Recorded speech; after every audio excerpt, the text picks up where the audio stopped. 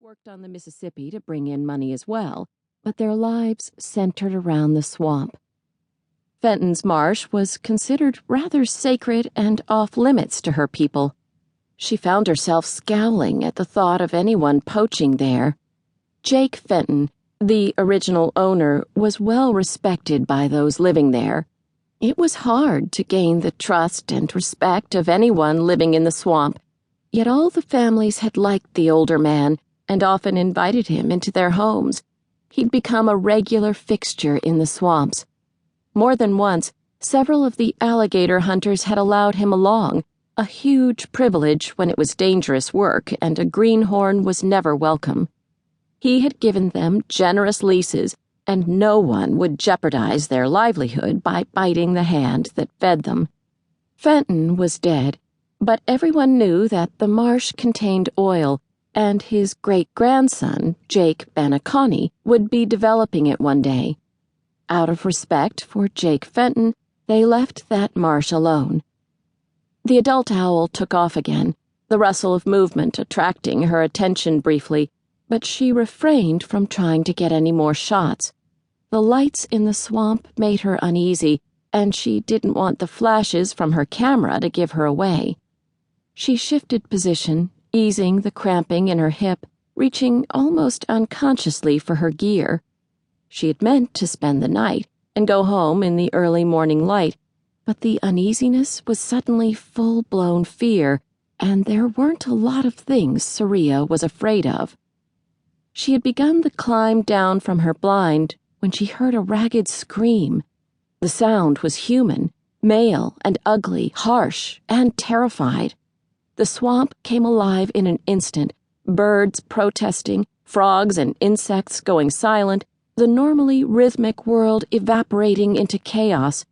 The scream ended abruptly, a ragged, cut-off note of agony.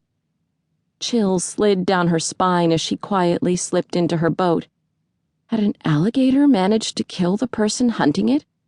As she pushed off into the carpet of duckweed, a screaming roar of absolute fury cut through the swamp. Spitting growls and deep roaring reverberated through the cypress grove. The world around her froze, every creature going still. Even the alligators fell silent. The hair on her arms and the back of her neck stood up. Goosebumps rose.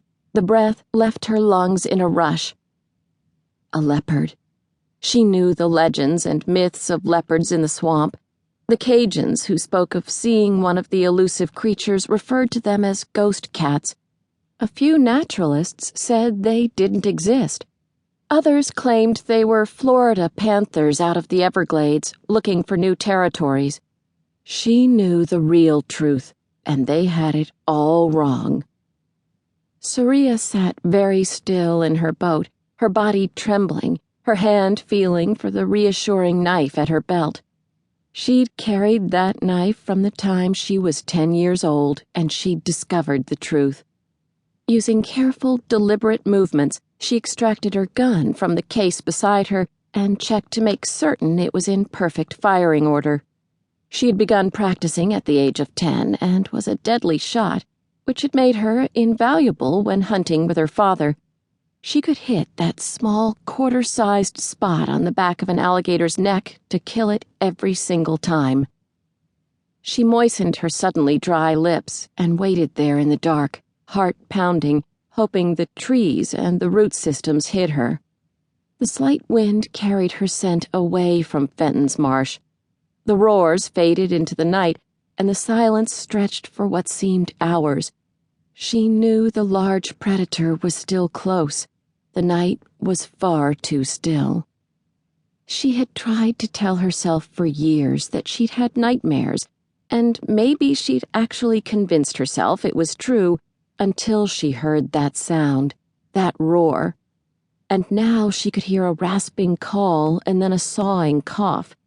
She closed her eyes and pressed her fingertips to her temples, biting down hard on her lower lip. The sounds were unmistakable. She could pretend away many things, but not that. Once heard, it was never forgotten. She'd heard those sounds when she was a child. Remy, her oldest brother,